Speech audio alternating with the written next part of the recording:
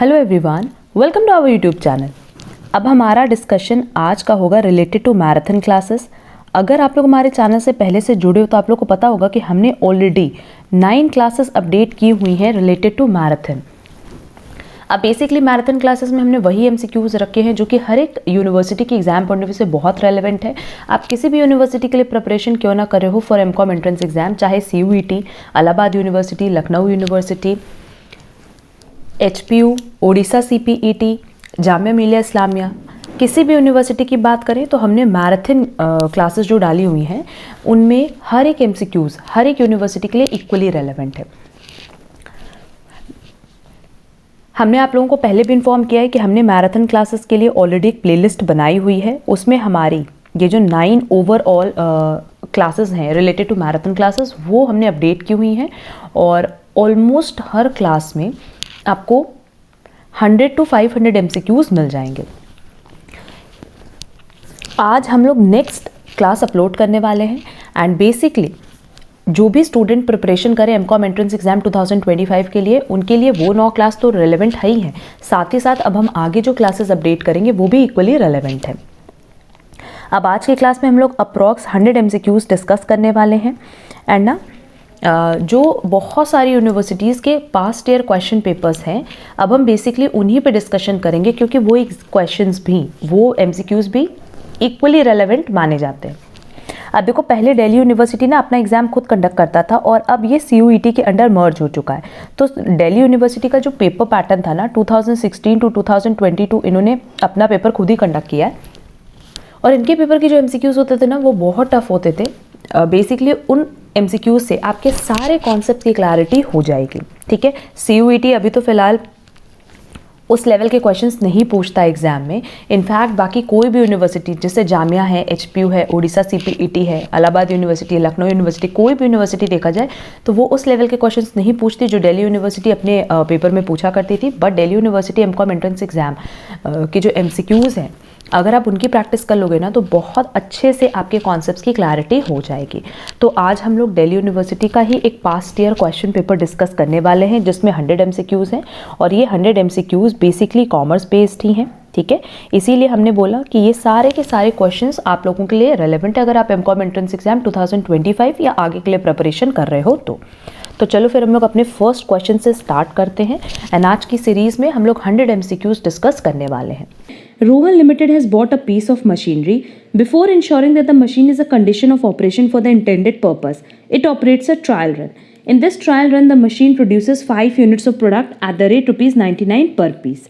The fair market price of such product being standard is ₹119 per piece, but these products being extremely substandards are sold in the market at the rate ₹33 per piece.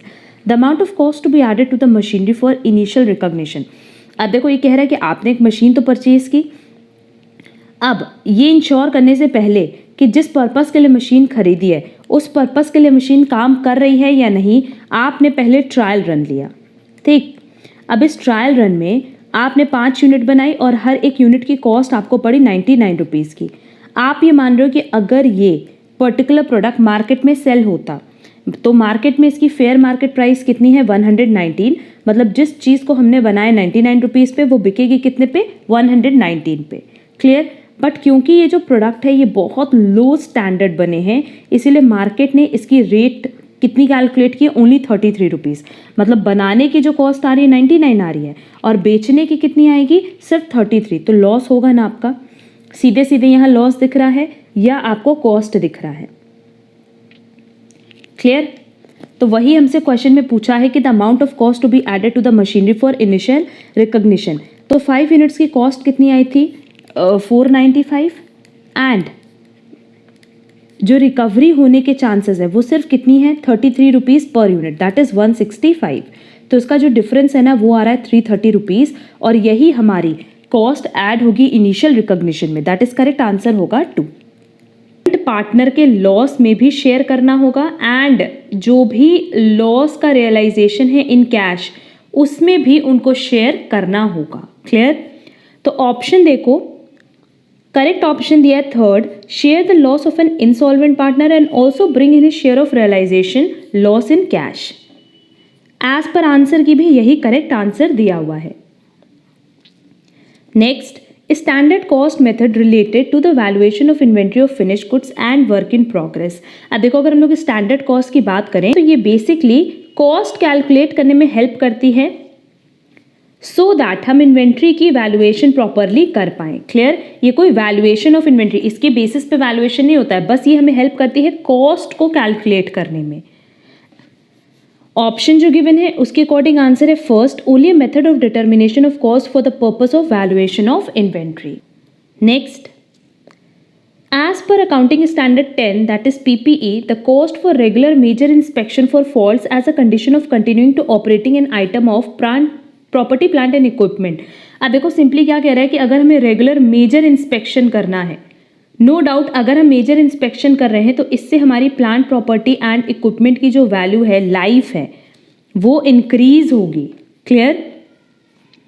तो इसको हम कैसे recognise करेंगे? As carrying amount. Carrying amount basically एक ऐसी amount है जिसके basis पे हम वैल्यूएशन करते हैं असेट की इन बैलेंस शीट. क्लियर? तो एज पर गिवन ऑप्शन इसका करेक्ट आंसर है D, that is 4, should be recognised in the carrying amount of the item of PPE and additionally the carrying amount of previous inspection, और if the carrying amount of previous inspection is not determinable the cost thereof should be derecognised. Next, under stock and debtors method related to a dependent inland branch, यहाँ dependent की बात हो रही है. For abnormal loss of stock at branch, किसकी बात किया है? स्टॉक में abnormal loss. Besides credit to branch stock account by branch PL account and branch adjustment account. देखो सिंपली होता क्या है ना कि जब हम बात करते हैं abnormal लॉस की ऑफ स्टॉक, तो स्टॉक का वैल्यूएशन हमेशा याद रखना हम लोग किस पे करते हैं? एट कॉस्ट प्राइस करते हैं. अब यहाँ पे जो नॉर्मल लॉस है, इस लॉस ऑफ स्टॉक में दो चीज़ होगी. पहला होगा उसका कॉस्ट प्राइस और दूसरा होगा उसकी लोडिंग प्राइस. तो कॉस्ट प्राइस को हम हमेशा PL में दिखाते हैं और लोडिंग को हमेशा किस में दिखाते हैं बेटा? एडजस्टमेंट में. क्लियर? मतलब ये ब्रांच PL अकाउंट में दिखेगा कॉस्ट और लोडिंग किस में दिखेगी? ब्रांच एडजस्टमेंट अकाउंट में. क्योंकि हम लोग जब स्टॉक की बात करते हैं ना तो स्टॉक को हमें हमेशा किस पे कन्वर्ट करना होता है? Into cost price. तो एज पर गिवन ऑप्शन करेक्ट आंसर है 4, cost of abnormal loss is debited to PL account and loading margin of abnormal loss is debited to branch adjustment account. Next, unless otherwise stated a preference share is always deemed to be cumulative हमेशा माना जाएगा. अगर question silent है तो ये माना जाता है कि वो क्यूमुलेटिव है, नॉन पार्टिसिपेटिंग है एंड नॉन कन्वर्टेबल है. तो करेक्ट आंसर होगा first. Next, in the balance sheet of a company reserve capital. अब देखो अगर हम लोग बात करते हैं बैलेंस शीट की ना, तो इसमें रिजर्व कैपिटल को डिस्क्लोज करने की कोई रिक्वायरमेंट नहीं होती है. अगर कैपिटल रिजर्व होता तो उसको हम डिस्क्लोज करते, बट रिजर्व कैपिटल को डिस्क्लोज करने की रिक्वायरमेंट नहीं है. तो करेक्ट आंसर होगा 4, is not required to be disclosed.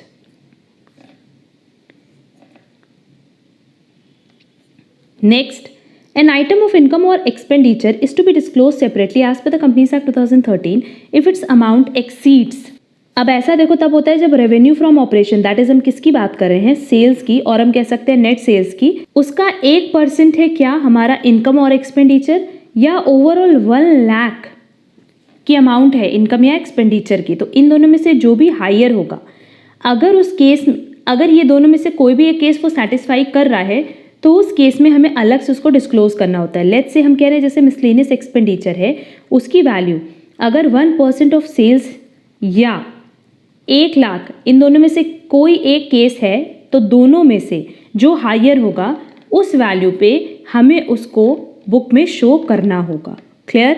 तो करेक्ट आंसर हो जाएगा first. Next, net profit of आत्मा लिमिटेड फॉर द ईयर 2020, 2021, 1920, 1819, 1718, 1617, मतलब 5 ईयर्स का हमारे पास नेट प्रॉफिट दिया हुआ है. During 2021 the company incurred 7 lakh and 3 lakh on free education and medical treatment of the employees of company and the families respectively under CSR projects. State the shortfall of expenditure on CSR as per the Companies Act 2013. अब देखो अगर हम लोग CSR की बात करते हैं तो सबसे पहले बात कर लेते हैं कॉर्पोरेट सोशल रिस्पॉन्सिबिलिटी की कि ये आपको कब फुलफिल करना होता है. मतलब बेसिकली किस कंडीशन में आपको कॉर्पोरेट सोशल रिस्पॉन्सिबिलिटी में इन्वेस्ट करना होता है. 3 केसेस होता है. सबसे पहले अगर कंपनी का नेटवर्थ 500 करोड़ से ज़्यादा हो, या कंपनी का टर्नओवर 1000 करोड़ से ज़्यादा हो, या कंपनी का जो नेट प्रॉफिट है, कौन सा नेट प्रॉफिट का बात करें, प्रीसीडिंग फाइनेंशियल ईयर का, मतलब पिछले साल फाइनेंशियल ईयर में जो हमारा नेट प्रॉफिट है अगर वो 5 करोड़ से ज़्यादा है तो उस केस में कंपनी पे CSR एप्लीकेबल होगा। ठीक, अब देखो यहाँ पे 2021 की बात करें तो ये हमारे लिए क्या हो गया, प्रीसीडिंग फाइनेंशियल ईयर, और इसमें हमारा जो नेट प्रॉफिट है वो 25 करोड़ से, दैट इज 5 करोड़ से ज़्यादा, तो नो डाउट कंपनी को CSR तो मेंटेन करना होगा। अब अगर हम CSR की बात करें तो CSR का रूल है 2% of the average net profit of the company made during immediately preceding financial year. अब इमीडिएटली प्रीसीडिंग फाइनेंशियल ईयर क्या है कि जो पिछला साल है, मतलब 2021 को छोड़ के उसके पहले के जो 3 साल हैं, दैट इज 1920, 1819, 1718, इनके नेट प्रॉफिट का आपको एवरेज निकालना होगा और एवरेज के बाद 2% कैलकुलेट करके देखना होगा कि आपका CSR कितना आ रहा है। क्लियर? तो अब इस केस में अगर हम लोग CSR की बात करें तो ये सिंपली कितना हो जाएगा, 2%, और एवरेज निकालेंगे 2021 का लेंगे नहीं क्योंकि इमीडिएटली प्रीसीडिंग 3 ईयर्स है, तो हम लोग लेंगे 20 crore plus 15 crore plus 10 crore divided by 3, क्योंकि एवरेज कैलकुलेट करना है। तो 2% हो जाएगा, 2% हो जाएगा 15 का, दैट इज 0.3, और हम कह सकते हैं क्योंकि करोर्स में सारी वैल्यूज दी है तो ये हो जाएगा 30 लाख, दैट इज CSR कितना होना चाहिए, 30 लाख। क्लियर? तो अब देखो CSR की जो ओवरऑल वैल्यू है हमारी 30 लाख आ गई। अब क्वेश्चन में ये चीज़ बता रहा है कि during the 2021 the company incurred 7 lakh and 3 lakh on free education and medical treatment of the employees of the company and their families respectively under CSR projects। CSR projects की बात करें तो इसमें एम्प्लॉयज़ या उनकी फैमिली से related किसी भी तरह का फ्री एजुकेशन या मेडिकल ट्रीटमेंट नहीं आएगा। यहाँ हम लोग इसकी बात करते हैं सोशल रिस्पॉन्सिबिलिटी की, ना कि एम्प्लॉयज़ एंड उनकी फैमिली से रिलेटेड कोई खर्चा। तो अगर कोई भी खर्चा स्पेसिफिकली किया गया है एम्प्लॉयज़ एंड उनकी फैमिलीज़ के लिए तो उसको हम CSR का पार्ट नहीं मानेंगे। तो अब अगर इस केस में देखा जाए तो क्योंकि CSR बनाने की रिस्पॉन्सिबिलिटी कितनी थी, 30 लाख की, एंड हमने एक भी पैसा, कंपनी ने एक भी पैसा CSR प्रोजेक्ट में इन्वेस्ट नहीं किया है, बेसिकली ये CSR प्रोजेक्ट का पार्ट नहीं माना जाएगा। तो पूरी की पूरी रिस्पॉन्सिबिलिटी कितनी है, 30 लाख की, कि उनको CSR जो शॉर्टफॉल हो रहा है, कितना शॉर्टफॉल हो रहा है, 30 लाख का। तो करेक्ट आंसर क्या हो जाएगा, 2। Next, on 31st March 2021 equity shares of ₹10 each fully paid ₹198 crores, 12% redemption preference share capital ₹42 crores, security premium given है, जर्नल रिजर्व गिवन है, इंफ्रास्ट्रक्चर डेवलपमेंट रिजर्व गिवन है, कैपिटल रिडेम्पशन रिजर्व गिवन है, plant revaluation reserve given है। On 1st of April 2021 the company is offered the buyback at 20% over the market price, और market price कितनी है, 25। तो हमारी buyback price कितनी हो जाएगी इसकी, 120%, दैट इज 30। ना क्वेश्चन में पूछा calculate the maximum permissible number of equity shares that can be bought back as per the Companies Act 2013। तो देखो सिंपली अगर हम बात करें कि हमारे पास बॉट बैक के क्या क्या सोर्सेज हैं, ठीक, तो हम 3 चीज़ से बाई बैक कर सकते हैं। पहला हमारा फ्री रिजर्व है, फिर सिक्योरिटी प्रीमियम रिजर्व है, एंड लास्ट हमारा है कि अगर हम कोई शेयर इशू करते हैं या कोई सिक्योरिटी इशू करते हैं तो उससे जो प्रोसीड्स आएगा ना उसको भी हम यूज़ कर सकते हैं sources of by back. Maximum permissible numbers की बात करें तो इसका जो फॉर्मूला है वो है 25% of paid up capital plus free reserves. Clear? Maximum permissible limit हमसे पूछा है तो paid up capital plus free reserves का 25% तक कंपनी बायबैक कर सकती है। अब देखो हमारे पास क्या क्या चीज़ें दी हुई हैं। 25% हम किसका कैलकुलेट करेंगे, हमारे पास दिया हुआ है पेड अप कैपिटल में 198 crore plus preference share capital दिया है 42 करोड़ प्लस फ्री रिजर्व्स में हमारे पास दिया हुआ है 10 करोड़ प्लस जर्नल रिजर्व दिया हुआ है 200 करोड़। अगर आगे के रिजर्व्स देखोगे ना तो ये सारे के सारे रिजर्व्स फ्री रिजर्व्स नहीं हैं, ये किसी पर्पस के लिए बनाए गए रिजर्व्स हैं। क्लियर? अब जब हम इसको टोटल करेंगे तो आएगा 25% किसका, 450 करोड़ का, एंड 450 करोड़ का जब आप 25% कैलकुलेट करोगे तो जो मैक्सिमम परमिसिबल अमाउंट आ रही है शेयर्स की वो आ रही है 112.5 crore. Clear?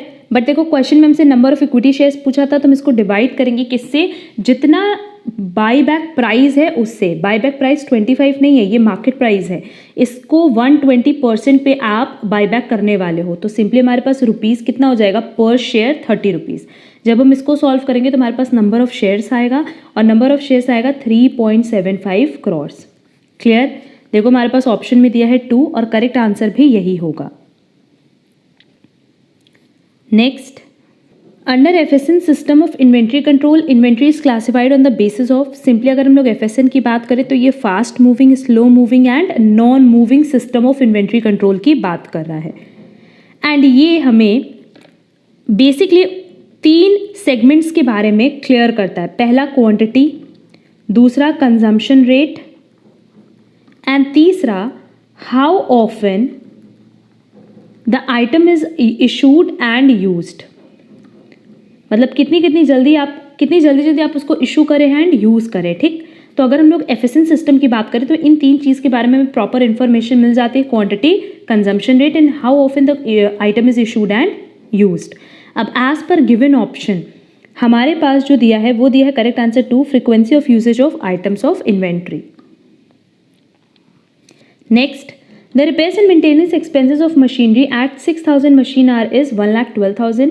If it runs for 9,000 machine hours, it will incur repairs and maintenance cost 1,48,000. What will this cost at 12,000 machine hours run? ये तो सिंपल क्वेश्चन है। अगर 6,000 मशीन आवर पे हमारी कॉस्ट आ रही है 1,12,000 एंड 9,000 पे हमारी कॉस्ट आ रही है 1,48,000, तो सिंपली 3,000 मशीन आवर्स इंक्रीज होने से हमारी कॉस्ट कितनी बढ़ गई 36,000। क्लियर? अब हमें नेक्स्ट पूछ रहा है 12,000 पे, तो अगर हम अगेन 3,000 से मशीन आवर इंक्रीज करें तो कॉस्ट भी 36,000 से इंक्रीज होगी, दैट इज कॉस्ट हो जाएगी 1,84,000। क्लियर? 1,48,000 में हमने 36,000 ऐड कर दिया, तो करेक्ट आंसर होगा 3rd। Next, controllable variances are best disposed of by transferring to. अब देखो अगर वेरिएंसेस की बात करें तो वेरिएंसेस में बेसिकली 2 पार्ट होता है, पहला होता है वॉल्यूम पार्ट और दूसरा होता है रेट पार्ट। वॉल्यूम मतलब जो यूनिट्स को बताता है और रेट मतलब जो प्राइस को डिस्क्लोज करता है। क्लियर? अब हम किसकी बात कर रहे हैं? कंट्रोलेबल वेरिएंसेस की। तो जो कंट्रोलेबल वेरिएंसेस है ये शो करता है basically rate portion of a variance को। क्लियर? एंड क्योंकि ये रेट पोर्शन शो कर रहा है तो ये कहाँ जाएगा? पीएल अकाउंट में। क्लियर? तो करेक्ट आंसर होगा 4।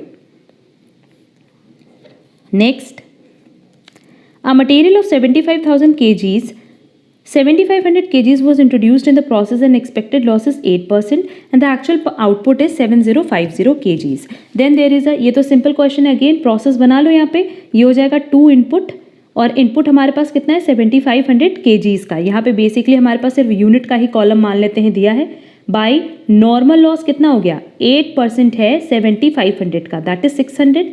एंड हमारा आउटपुट कितना है जो हम यहाँ पे जो हमारा एक्चुअल आउटपुट है जो हम मार्केट में सेल कर सकते हैं वो है 7,050।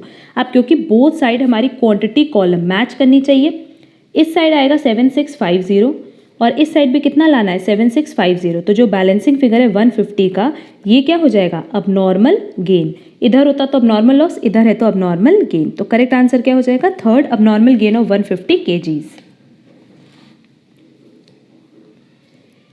Next, a company earned a profit of 80,000 on the sales of rupees 4 lakh in the period 1. Its profit increases by 20,000 on the sales of 4,50,000 in period 2. The company will achieve its BEP at, ये भी question simple है, इस पे भी हमने discussion किया हुआ था। अब BEP का एक फॉर्मूला होपफुली सबको याद होगा, fix cost divided by PV ratio. हमने यहाँ पे पीवी रेशियो क्यों लिया है? क्योंकि हमारे पास पीवी रेशियो का ही फॉर्मूला गिवन है। पीवी रेशियो का बेसिकली फॉर्मूला क्या गिवन है वो भी देख लेते हैं, change in profit divided by change in sales. तो अब देखो प्रॉफिट कितना था? पहले 80,000 था, बाद में बढ़ गया 20,000 से, तो मतलब कितना बढ़ा? कितने तक बढ़ा? 1 लाख तक। और चेंज कितना हो रहा है? 1 लाख माइनस 80,000, 20,000 से चेंज हुआ है प्रॉफिट में, divided by change in sales. पहले 4 लाख था, बाद में 4,50,000 हो गया, दैट इज 50,000 से चेंजेस हुआ है, मल्टीप्लाई बाय 100। तो इसको कैलकुलेट करने पे जो हमारा पीवी रेशियो आएगा वो आएगा 40%। ठीक, यहाँ तक तो होपफुली किसी को डाउट नहीं होगा। अब हमने जो फॉर्मूला बताया बीईपी का वो हमने बताया है fix cost divided by PV ratio. अब आप लोग बोलोगे कि मैम क्वेश्चन में फिक्स कॉस्ट तो नहीं दिया है, अब हमें पहले फिक्स कॉस्ट निकालना होगा, उसके बाद हम फॉर्मूले पे वैल्यू पुट करके ब्रेक इवन पॉइंट कैलकुलेट कर लेंगे। क्लियर?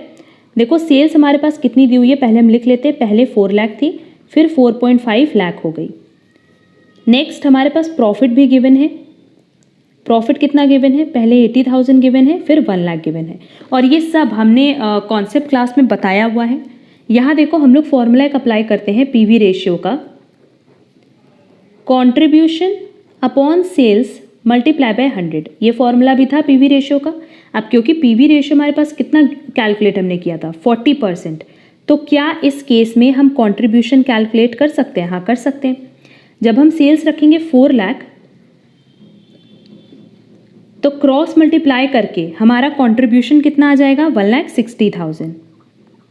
और जब हम सेल्स रखेंगे 4,50,000, तो क्रॉस मल्टीप्लाई करके हमारा कंट्रीब्यूशन आ जाएगा 1,80,000। क्लियर? ये इजिली कैलकुलेट हो जाएगा ना। पीवी रेशियो कितना है, देखो 40% है, कंट्रीब्यूशन नहीं दिया हुआ है बट सेल्स तो दिया है। पहले 4 लाख दिया, फिर 4,50,000 दिया, तो क्रॉस मल्टीप्लाई करके हम कंट्रीब्यूशन का फिगर निकाल लेंगे। अब देखो कंट्रीब्यूशन आ गया, प्रॉफिट आ गया। हमने अपनी कॉन्सेप्ट क्लास में बताया हुआ है कि जब हम कंट्रीब्यूशन में से फिक्स कॉस्ट माइनस करते हैं तो क्या आता है, प्रॉफिट आता है। वैसे ही अगर हम कंट्रीब्यूशन में से प्रॉफिट माइनस कर दें तो हमारे पास क्या आ जाएगा, फिक्स कॉस्ट। 1,60,000 माइनस 80,000 कितना होगा, 80,000। एंड 1,80,000 माइनस 1 लाख कितना होगा, 80,000। क्यों? क्योंकि कॉस्ट फिक्स्ड है तो नो डाउट सेम ही आएगी। क्लियर? तो फिक्स कॉस्ट आ गई 80,000। अब हम बहुत ही ईजिली बीपी कैलकुलेट कर लेंगे। 80,000 डिवाइडेड बाय 40%। जब हम इसको कैलकुलेट करेंगे तो हमारा आंसर आएगा 2 लाख। दैट इज इसका करेक्ट आंसर होगा 4।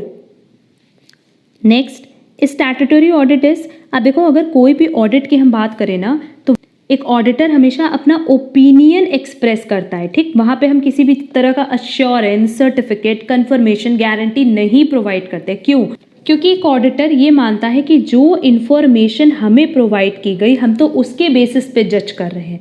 हमें नहीं पता कि वो इन्फॉर्मेशन आपने करेक्ट भी प्रोवाइड की है या नहीं। क्लियर? इसलिए स्टैट्यूटरी ऑडिट हमेशा क्या होगा, an expression of opinion on the true and fair view of financial statement. हम हमेशा यही चीज़ डिस्क्लोजर में लिखते हैं कि जो हमें इन्फॉर्मेशन प्रोवाइड की गई थी, जो हमें डॉक्यूमेंट्स प्रोवाइड किए गए थे, उसके अकॉर्डिंग हम ये मानते हैं कि आपका financial statement true and fair view दे रहा है। तो ये हमेशा एक एक्सप्रेशन ऑफ ओपिनियन होता है। मतलब ऑडिट की हम बात कर रहे हैं, ऑडिट कभी भी किसी चीज़ का सर्टिफिकेट, एश्योरेंस या गारंटी नहीं प्रोवाइड करता। Next, who prepares the audit programme for conducting an audit? No doubt auditor. Next, which of the following is true for internal audit in India? अब देखो अगर हम लोग इंटरनल ऑडिट की बात करें तो हर एक लिस्टेड कंपनी के लिए इंटरनल ऑडिट क्या है, मैंडेटरी है। क्लियर? उसके बाद अनलिस्टेड पब्लिक कंपनी आती है एंड प्राइवेट कंपनी आती है जहाँ पे रूल्स हैं। उस रूल्स पे अभी हम बात नहीं कर रहे हैं। हमारे पास ऑप्शन दिया optional for all companies, no, क्योंकि ये लिस्टेड कंपनीज के लिए मैंडेटरी होती है। Compulsory only for public sector entities, again no, public sector companies के लिए ये कंपलसरी नहीं है। बेसिकली अगर वहाँ पे आप रूल्स फॉलो करो, मतलब अगर आप कंडीशंस के विद इन आ रहे हो तो उस केस में इंटरनल ऑडिट होगी, अदरवाइज ऑप्शनल है। अदरवाइज आपको इंटरनल ऑडिट कराने की ज़रूरत नहीं है।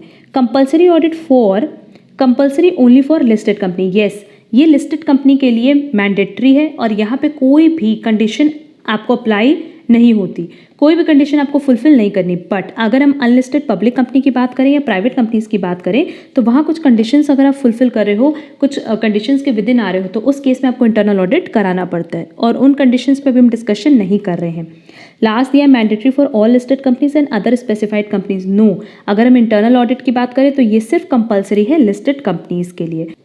Next, the objective of vouching is, अगर ऑब्जेक्टिव ऑफ वाउचिंग की बात करें तो ये हमेशा एक्यूरेसी एंड ऑथेंटिसिटी की बात करता है। Next, who appoints the first auditor of a company other than government company? अगर अदर देन गवर्नमेंट कंपनी की बात करें तो बेसिकली फर्स्ट ऑडिटर कौन अपॉइंट करता है, board of directors of company. Next, the mean of 15 observation is 40, the mean of first 8 observation is 36। मतलब हमारे पास 15 ऑब्जर्वेशन है, 1 2 3 4 5 6 7 8 9 10 11 12 13 14 15। अब कह रहा है कि इनका जब हम टोटल मीन कैलकुलेट करें तो वो 40 आ रहा है। ठीक, अब कह रहा है पहले 8 ऑब्जर्वेशन का जो मीन है वो कितना है 36 and the mean of last 8 observation that is 1 2 3 4 5 6 7 8 मतलब इन लास्ट 8 का जो मीन है वो कितना है 42। क्लियर। आगे क्वेश्चन में कह रहा है what is the value of the 8th observation, मतलब इस ऑब्जर्वेशन की हमारे पास वैल्यू पूछ रहा है। अब देखो हमारे पास टोटल की वैल्यू दी हुई है कितनी 40, पहले 8 की दी हुई है 36 और लास्ट 8 की दी है 42। तो समझना ये पॉइंट कि हम कह रहे हैं हमारे पास टोटल कितना दिया है 40, टोटल का मीन कैलकुलेट करके कितना दिया है 40। फर्स्ट 8 ऑब्जर्वेशन का हमारे पास मीन दिया हुआ है 36 प्लस लास्ट 8 ऑब्जर्वेशन का हमारे पास जो मीन दिया है वो दिया है 42 और माइनस क्या हो जाएगा 8th ऑब्जर्वेशन, क्यों, क्योंकि इसमें भी टोटल 8 था इसमें भी टोटल 8 था। तो हमें क्वेश्चन में 8th ऑब्जर्वेशन ही कैलकुलेट करना था, जो हमारा बैलेंसिंग फिगर आएगा वो 8th ऑब्जर्वेशन का कैलकुलेशन ही आएगा। तो यहाँ पे सिंपली हम लोग को क्वेश्चन में सॉल्व करना था 40 मल्टीप्लाई बाय 15, ये हमारे पास टोटल सम आ जाएगा, then 36 multiply by 8, then 42 multiply by 8 and जो हमारा बैलेंसिंग फिगर बचेगा वो बचेगा 8 ऑब्जर्वेशन की वैल्यू। क्लियर। ये क्वेश्चन हम यहाँ पूरा नहीं सॉल्व कर रहे हैं, इस क्वेश्चन का डिटेल आंसर आपको टेलीग्राम ग्रुप पे मिल जाएगा जिसकी लिंक आपको डिस्क्रिप्शन बॉक्स में दी गई है और इसका करेक्ट आंसर 24 ही आएगा, दैट इज फर्स्ट, ये करेक्ट आंसर है। कुछ आंसर्स जो हम टेलीग्राम पे बता रहे हैं उनको हम साथ ही में एक साथ अपलोड कर देंगे ड्यू एमकॉम 2021 के नाम से। ये PDF आप डाउनलोड कर लेना टेलीग्राम चैनल से, वहाँ पे आपको इसका डिटेल आंसर मिल जाएगा। Next, question number 22. Suppose that approximately 15% of the people are left-handed. If two people are selected at random, what is the probability that one is right-handed and the other is left-handed? अगर 15% left-handed है तो no doubt 85% क्या होंगे right-handed होंगे। Clear. और इसका detail answer भी आपको हमारे ग्रुप पे मिल जाएगा। इसका करेक्ट आंसर होगा 2.255 जो कि आंसर शीट में दिया है। Next, which of the following is not a property of the coefficient of correlation. सबसे पहले दे रहा है कि coefficient of correlation that is R lie करता है -1 2 + 1, ये करेक्ट है। Coefficient of correlation depends on change of scale, no. तो ना तो ये ओरिजिन से अफेक्ट होता है, दैट इज अगर मान लो y = a + bx है तो ना ये ओरिजिन से अफेक्ट होता है ना ये स्केल से अफेक्ट होता है। और क्वेश्चन में कह रहा है कि depends on change of scale, no, ये प्रॉपर्टी नहीं है कोएफिशिएंट ऑफ कोरिलेशन की। नेक्स्ट है the coefficient of correlation is geometric mean of two regression coefficient, yes, r की वैल्यू जो है √bxy मल्टीप्लाई बाय byx भी होती है and the coefficient of correlation gives the direction of relationship between two variables, ये भी correct है। Correct answer होगा 2 कि ये प्रॉपर्टी नहीं है कोएफिशिएंट ऑफ कोरिलेशन की। Next, which of the following is a relative measure of dispersion. Relative की बात करेगा तो हम किसकी बात करेंगे हमेशा कोएफिशिएंट की, एंड ऑप्शन के अकॉर्डिंग करेक्ट आंसर होगा coefficient of variation. Next, in which of the following cases can we use a binomial probability distribution.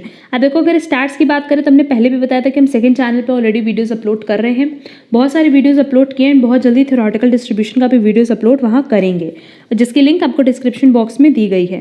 तो एज पर ऑप्शन अगर हम लोग बाइनोमियल डिस्ट्रीब्यूशन की बात करें तो ये बेसिकली डिस्क्रीट प्रोबेबिलिटी को शो करता है एंड एज पर ऑप्शन करेक्ट आंसर होगा 4 to calculate the probability of getting even number of twice और rolling of a dice 6 times. Basically इस केस में हम लोग क्या अप्लाई करते हैं, मतलब अगर हम लोग बात कर रहे हैं कॉइन की या हम लोग बात कर रहे हैं डाइस की ना, तो जनरली हम लोग यूज़ करते हैं binomial probability of distribution.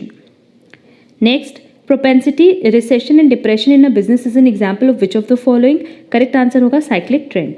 If the right tail in distribution is longer than the left tail, then the distribution is, no doubt इसका correct answer होगा positively skewed, और ये हमने अपने discussion session में बताया हुआ है। Next, a certain sum of money is invested at the rate 4% per annum compounded annually. If interest for second year is 25 rupees, interest for 4th year will be rupees. इस पर भी हमने बहुत सारे क्वेश्चन कराए हैं। सिंपली यहाँ पे हमें कंपाउंड इंटरेस्ट का फॉर्मूला लगाना है जो कि है principal plus 1 plus r divided by 100 to the power t। अब देखो हमारे पास सेकेंड ईयर का इंटरेस्ट दिया है 25, तो क्या हम प्रिंसिपल के फिगर फाइंड आउट कर सकते हैं? हाँ कर सकते हैं। रेट ऑफ इंटरेस्ट हमारे पास 4% दिया है एंड कंपाउंडेड एनुअली है। ये इंटरेस्ट किस ईयर का है? सेकेंड ईयर का। तो ये हो जाएगा 25 इज इक्वल टू p, और जब हम इसको सॉल्व करेंगे ना तो ब्रैकेट में वैल्यू आएगी 1.04, ये तो हम लोग सॉल्व करके देख लेंगे, मल्टीप्लाई बाय 2 तो ये आ जाएगा 1.0812, क्योंकि पावर कितना है 2 है। क्लियर। अब प्रिंसिपल कैलकुलेट करने के लिए इसको नीचे ले आओ, तो प्रिंसिपल की वैल्यू आ जाएगी 25 डिवाइडेड बाई 1.0816 और इसको जब हम फर्दर सॉल्व करेंगे तो हमारे पास प्रिंसिपल की फिगर आएगी जो कि आएगी मेरी 23.1140। ठीक, अब प्रिंसिपल दिया हुआ है, क्या फोर्थ ईयर का इंटरेस्ट निकाल सकते हैं? निकाल सकते हैं। तो कंपाउंड इंटरेस्ट कैसे निकालेंगे? 23.1140 ब्रैकेट में रखेंगे 1 + 4% टू द पावर 4। अब इसको सॉल्व करके देख लेना, आंसर आएगा 27.04। लिखा है the demand function of a product is x is equal to 300 minus P square. It will have unitary price elasticity of demand, जिस पे आपको कैलकुलेट करना है कि p कितना प्राइस आएगा। तो यहाँ पे हमारे पास इलास्टिसिटी ऑफ डिमांड दिया हुआ है बेटा 1, p का हमें कैलकुलेशन करना है दैट इज प्राइस का, और x किसको डिनोट करा है? बट ऑब्वियस क्वांटिटी को। तो हमारे पास क्वांटिटी कितनी दी हुई है? 300 माइनस पी स्क्वायर। यहाँ तक तो होपफुली किसी को भी कोई डाउट नहीं होगा। ना हमारे पास इक्वेशन दिया x is equal to 300 minus P square. अगर हम इसका डिफ्रेंसिएशन कर दें तो ये हो जाएगा dx divided by D is equal to minus 2p। Clear? Now elasticity of demand is equal to change in quantity divided by quantity को, क्योंकि हमने x से डिनोट किया तो हम यहाँ x लिखेंगे, divided by change in price multiply by original price divided by original quantity. और हम इसको कैसे लिख सकते हैं? चेंज या डेल्टा को हम dx लिख सकते हैं, that is dx divided by D multiply by original price divided by original quantity. Remaining हम ऊपर सॉल्व करें कि हमारे पास इलास्टिसिटी ऑफ डिमांड की वैल्यू दी हुई है 1, और सबको पता है कि क्योंकि यहाँ पे प्राइस इलास्टिसिटी ऑफ डिमांड की बात किया है तो जो प्राइस और डिमांड का रिलेशन होता है नेगेटिव होता है, तो हम यहाँ माइनस साइन ले लेंगे। नाउ dx डी की वैल्यू कितनी दी हुई है? माइनस 2p, ये दी हुई है ना, मल्टीप्लाई बाय ओरिजिनल प्राइस तो हमें फाइंड आउट करना है, और original quantity that is x की वैल्यू कितनी है? 300 माइनस पी स्क्वायर। अब हम क्रॉस मल्टीप्लिकेशन करेंगे तो ये हो जाएगा 300 minus P square is equal to ये माइनस और ये माइनस प्लस हो जाएगा, मल्टीप्लाई बाय p, क्योंकि ये हमारा न्यूमरेटर में है, तो ये हो जाएगा 2p स्क्वायर। इसको इधर ले जाओ, ये हो जाएगा 300 is equal to 2p square plus p square, 300 is equal to 3p square, और p square is equal to 300 divided by 3।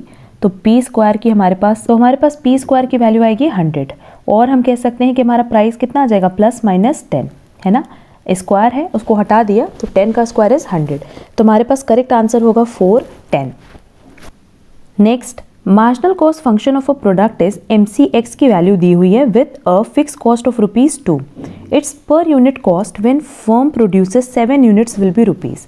अब देखो हमसे क्वेश्चन में पर यूनिट कॉस्ट पूछा है, तो नो डाउट हमसे क्वेश्चन में एवरेज कॉस्ट पूछा है, और एवरेज कॉस्ट की का जो फॉर्मूला है वो क्या होता है? Total cost divided by quantity और x।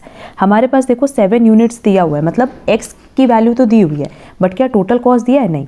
बट क्या हम टोटल कॉस्ट की value marginal cost plus fix cost की हेल्प से कैलकुलेट कर सकते हैं? हाँ, कर सकते हैं। हमारे पास क्वेश्चन में मार्जिनल कॉस्ट भी दिया हुआ है और फिक्स कॉस्ट भी दिया हुआ है। ठीक, तो देखो हमारे पास क्वेश्चन में दिया है MCX is equal to 3x plus 4 to the power minus 0.5। अब हम क्या करेंगे, यहाँ पे इसका इंटीग्रेशन अगर कर दें तो इंटीग्रेशन इस पूरे का करना होगा, 3x plus 4 to the power minus 0.5 power में जो है, तो इसका इंटीग्रेशन करते हमारे पास वैल्यू क्या आ जाएगी? 3x प्लस 4, और ये जो पावर हमारा माइनस में है ये क्या हो जाएगा? प्लस 1/2। ठीक है, 0.5 भी लिख सकते हैं, 1/2 भी लिख सकते हैं ना। अगर हम लोग टोटल कॉस्ट की बात करें तो हमारे पास टोटल कॉस्ट है marginal cost plus fix cost. हमारे पास मार्जिनल कॉस्ट हमने अभी कैलकुलेट किया है 3x plus 4 to the power 1/2 plus हमारे पास फिक्स कॉस्ट दिया हुआ है 2। क्लियर? अब हमसे क्वेश्चन में पर यूनिट कॉस्ट कैलकुलेट करने बोला था, दैट इज एवरेज कॉस्ट, और एवरेज कॉस्ट क्या होता है? Total cost divided by quantity और x। हमारे पास टोटल कॉस्ट दिया हुआ है, हमारे पास x दिया हुआ है,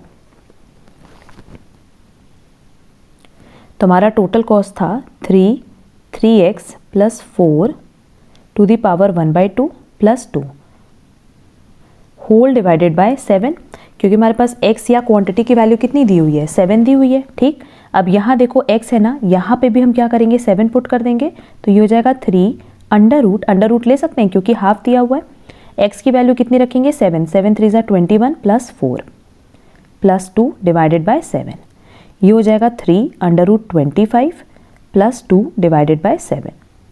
3 मल्टीप्लाई बाय 5 है ना, 5 5 ज़ा 25 प्लस 2 डिवाइडेड बाय 7, तो ये हो जाएगा 15 प्लस 2 दैट इज 17/7। तो इसका करेक्ट आंसर आएगा 17/7। हम लोग इस ऑप्शन को करेक्ट कर लेंगे, ये हो जाएगा 17/7। Next, a machine costing rupees C is depreciated at 100 R% per annum using diminishing balance method. Its book value after 2 years will be, अब क्योंकि यहाँ पे डेप्रिसिएशन है, एप्रिसिएशन नहीं है, या फिर हम कह सकते हैं कि इंक्रीज नहीं हो रहा है, इंटरेस्ट नहीं है, तो सिंपली आंसर क्या हो जाएगा, सिंपली फॉर्मूला क्या हो जाएगा, C 1 minus R to the power square, that is इसका करेक्ट आंसर होगा 1, और वही हमारा आंसर की में गिवन है। नेक्स्ट,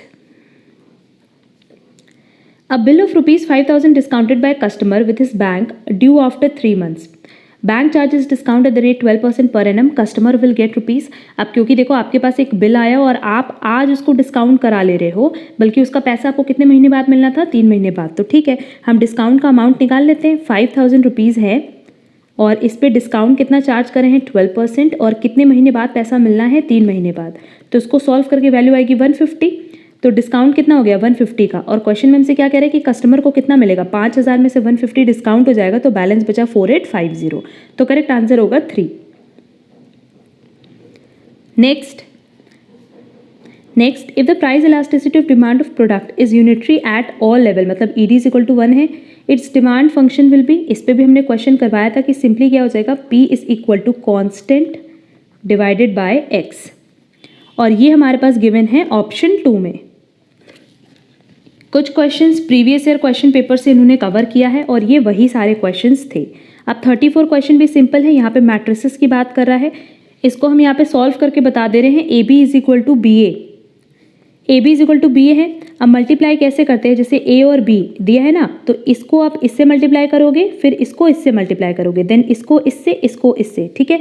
ये हमने अपने मैट्रिसेस की क्लास में बताया भी हुआ है। इसका डिटेल सोल्यूशन पे आपको टेलीग्राम चैनल पे मिल जाएगा, और इसका करेक्ट आंसर होगा 2, 6 एंड 2, दैट इज A की वैल्यू आएगी 6 और B की वैल्यू आएगी 2।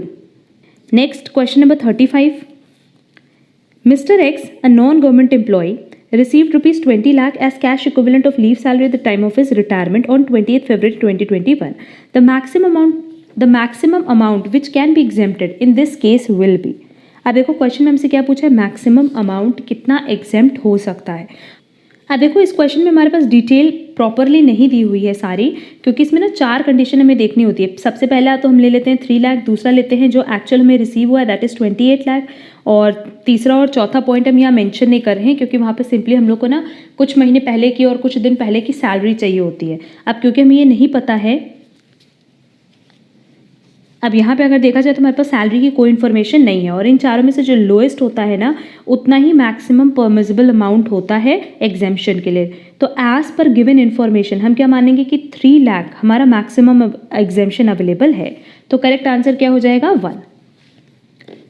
Next, while computing the value of perquisite in respect of motor car sold by the employer to the employee on 31st January 2021, the following percentage and method will be followed। अगर motor car की बात करें तो 20% applicable है depreciation, वो भी WDV method पे, तो करेक्ट आंसर क्या हो जाएगा 4, क्योंकि 4 में देखो ऑप्शन दिया है 20% on WDV। Next, for the assessment year 2021-22 of any sum paid to a national laboratory, अगर आप नेशनल लेबोरेटरी को पेमेंट कर रहे हैं तो डिडक्शन मिलता है 150%। बट आगे क्वेश्चन में लिखा है with a specific direction that the said sum shall be used for scientific research. अब कह रहा है कि आपको पैसा तो मिला नेशनल लेबोरेटरी को, बट ये किसके लिए मिला है, साइंटिफिक रिसर्च के लिए, तो इस केस में मैक्सिमम डिडक्शन कितना अवेलेबल है 100%। तो ऑप्शन हमारे पास दिया है फर्स्ट, और यही करेक्ट आंसर होगा। Next, Mr. X, a resident individual has earned a short term capital gain, और ये शॉर्ट टर्म कैपिटल गेन कौन सा है, सेक्शन 111A वाला। जो शॉर्ट टर्म कैपिटल गेन होता है ना वो 2 तरह का होता है, एक तो सेक्शन 111A का गेन होता है और एक होता है अदर देन 111A। क्लियर। अब अगर हम लोग 111A से कोई short term capital gain earn कर रहे हैं ना, तो इस पर हमें कोई भी डिडक्शन अवेलेबल नहीं होता है, ATC टू ATO का हम डिडक्शन यहाँ से क्लेम नहीं कर सकते। क्लियर। एंड बिजनेस इनकम कितनी है 50,000। He has also invested 3 lakh on 29th March 2021 which is eligible for deduction under section 80C. अच्छा, in this case the amount of deduction under section 80C for the assessment 21-22 will be, अब देखो जितनी हमारी income है हम तो उसी में से डिडक्शन क्लेम कर सकते हैं. अब 80C to 80U के लिए ये इनकम तो हम कैलकुलेट, ये इनकम तो हम कंसिडर करेंगे नहीं. हम कौन सी इनकम कंसिडर करेंगे? सिर्फ 50,000. और हम सबको पता है कि 80C की बात करें तो इसमें मैक्सिमम डिडक्शन अवेलेबल है 1.5 लाख का. बट हम यहाँ पे कितना डिडक्शन क्लेम कर पाएंगे? ओनली 50,000, क्योंकि हमारी इनकम कितनी है? ओनली 50,000. अगर मान लो ये short term capital gain other than section 111A होता तो उस केस में हमें पूरा डिडक्शन, तो उस केस में हमें डिडक्शन मिलता 1.5 लाख का. क्लियर? बट क्योंकि ये 111A वाला है तो इसमें से हम डिडक्शन क्लेम नहीं कर सकते, हम सिर्फ अपनी इनकम में से डिडक्शन क्लेम कर सकते हैं. तो करेक्ट आंसर हो जाएगा 250,000. Next, Mr. X gifts debentures of a private company of 10 lakh to his wife, Mrs. X, without consideration. देखो without consideration है, ठीक, तो यहाँ पे क्लबिंग हो जाएगी. She earned interest of rupees 1 lakh on these debenture. In debentures पे इन्होंने कितना पैसा अर्न किया? 1 लाख. तो ये 10 लाख और ये 1 लाख किसके साथ क्लब होगा? मिस्टर एक्स की इनकम के साथ. क्यों? क्योंकि ये विदाउट कंसिडरेशन है. आगे लिखा है which she reinvested and then earned an interest of 10,000 on this reinvested amount. अब देखो ये चीज़ है कि इसको इन्होंने रीइन्वेस्ट किया और 10,000 अर्न किया.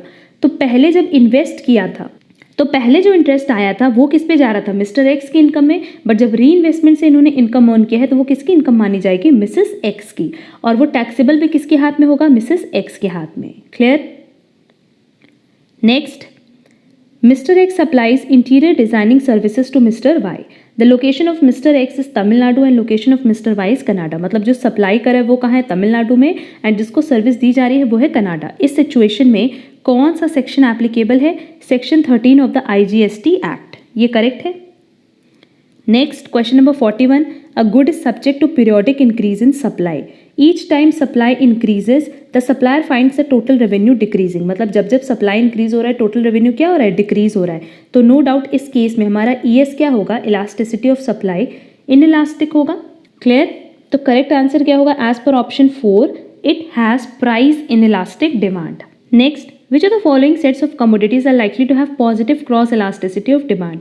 पॉजिटिव मतलब हम सब्सटीट्यूट्स की बात कर रहे हैं जहाँ एक की प्राइस इंक्रीज होने पे दूसरे की डिमांड इंक्रीज हो जाएगी एंड वाइस वर्सा. तो एज पर गिवन ऑप्शन करेक्ट आंसर होगा एल्यूमिनियम एंड प्लास्टिक. क्योंकि बाकी तीनों की बात करें जैसे पेंसिल एंड पेपर, जैसे men's and women shoes, pencil paper, jam and cheese, तो ये बेसिकली सब्सटीट्यूट्स नहीं है. क्लियर? इसमें एक ही ऑप्शन है जो सब्सटीट्यूट्स के बारे में बता रहा है, एल्यूमिनियम एंड प्लास्टिक. तो करेक्ट आंसर वही होगा.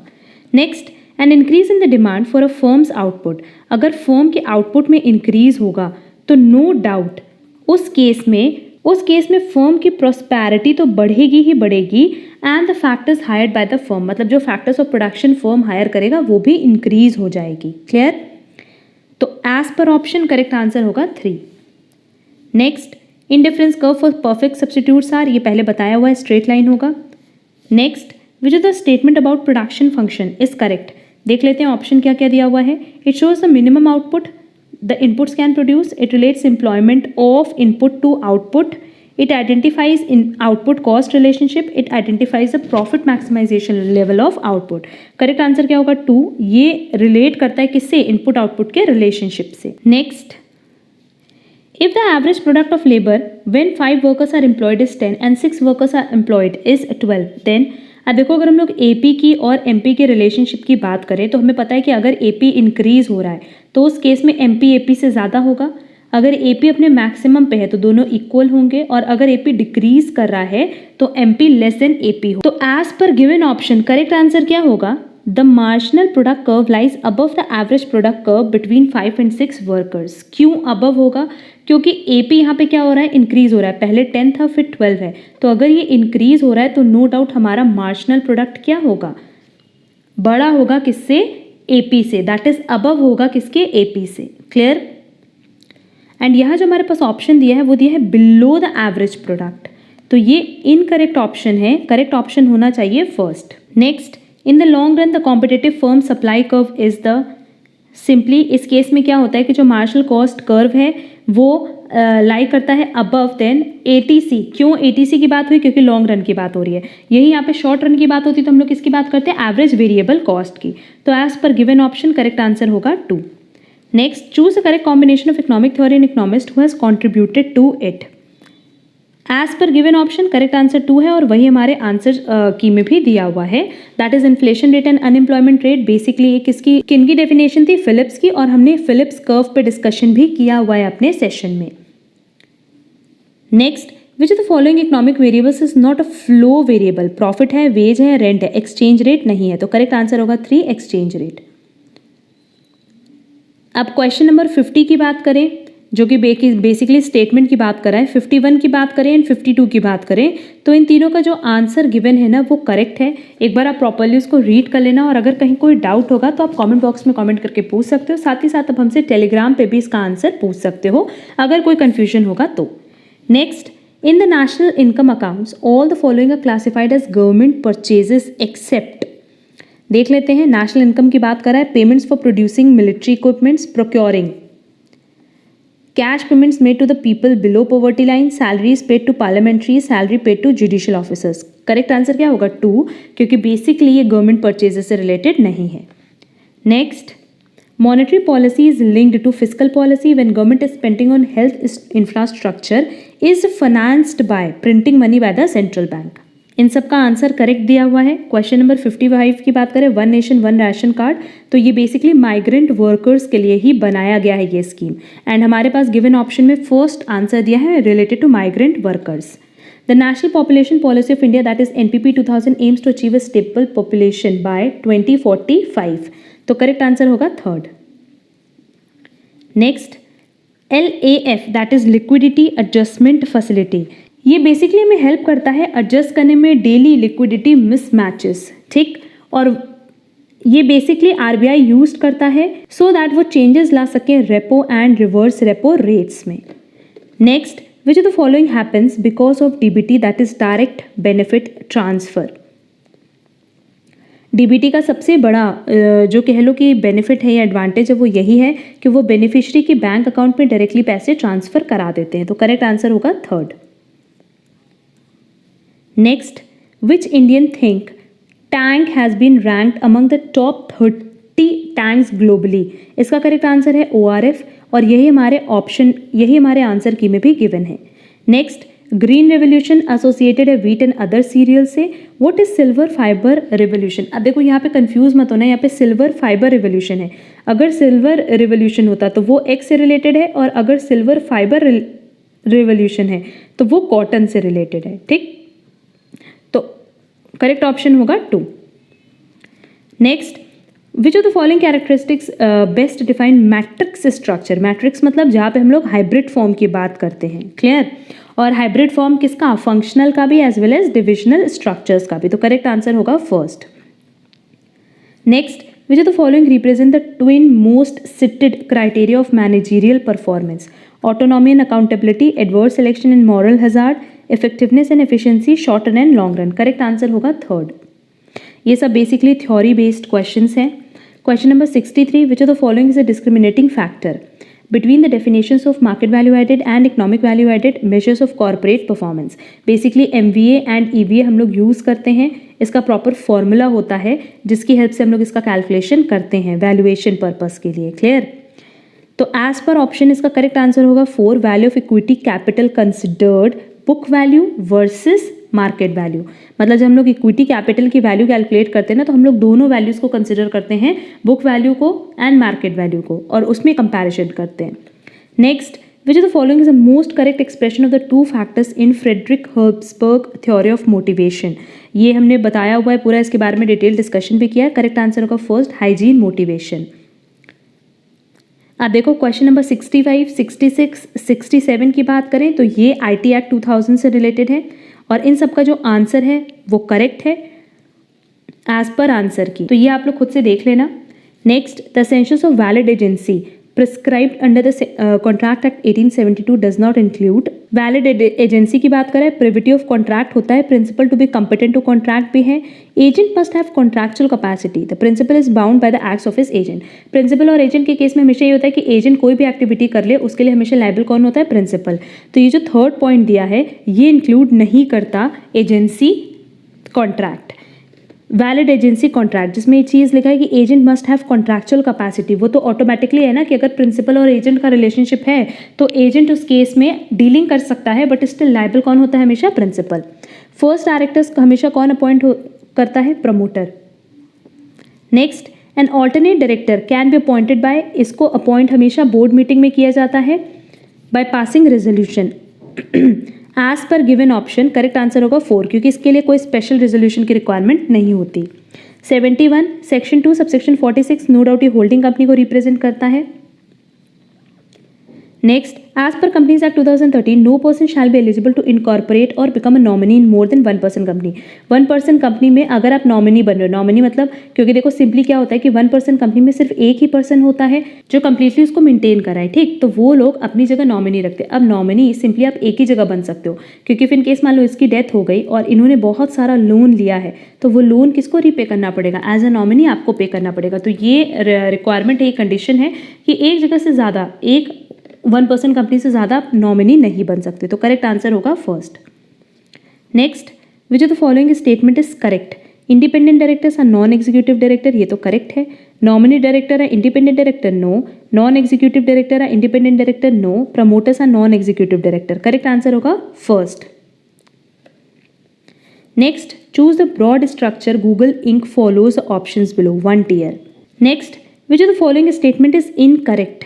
इसका भी जो आंसर दिया हुआ है वो करेक्ट है एज पर गिवन ऑप्शन, दैट इज इसका करेक्ट आंसर होगा 2। Next, corporate governance is about. Corporate governance की बात करें तो ये basically rules, regulations, rights and responsibilities को डिनोट करता है। System by which companies are directed and controlled, rules and procedures for making decisions, distribution of rights and responsibilities among different participants in the corporation. ये तीनों ही option correct है, तो correct answer होगा ए, B and सी। अब देखो आगे के जो क्वेश्चंस दिए हैं उसमें डायरेक्टली हमें डेफिनेशन दिया हुआ है। तो क्वेश्चन नंबर 77 करेक्ट आंसर दिया है, 78 का भी करेक्ट आंसर दिया है। बेसिकली पूरी डेफिनेशन दी है तो इसमें समझाने जैसा कुछ भी नहीं है। सेम क्वेश्चन नंबर 79 एंड 80 पे भी है। 79 डायरेक्ट हमसे एक पूरी डेफिनेशन पूछी है और डेफिनेशन किसकी है वो आपको बतानी थी। एंड क्वेश्चन नंबर 80 में भी सेम पैटर्न पे क्वेश्चन पूछा गया है। नाउ क्वेश्चन नंबर 81, इसका आंसर इनकरेक्ट है। लिखा है which of the following is not true for capital budgeting? Sunk cost are ignored, yes, हम संक कॉस्ट इग्नोर करते हैं।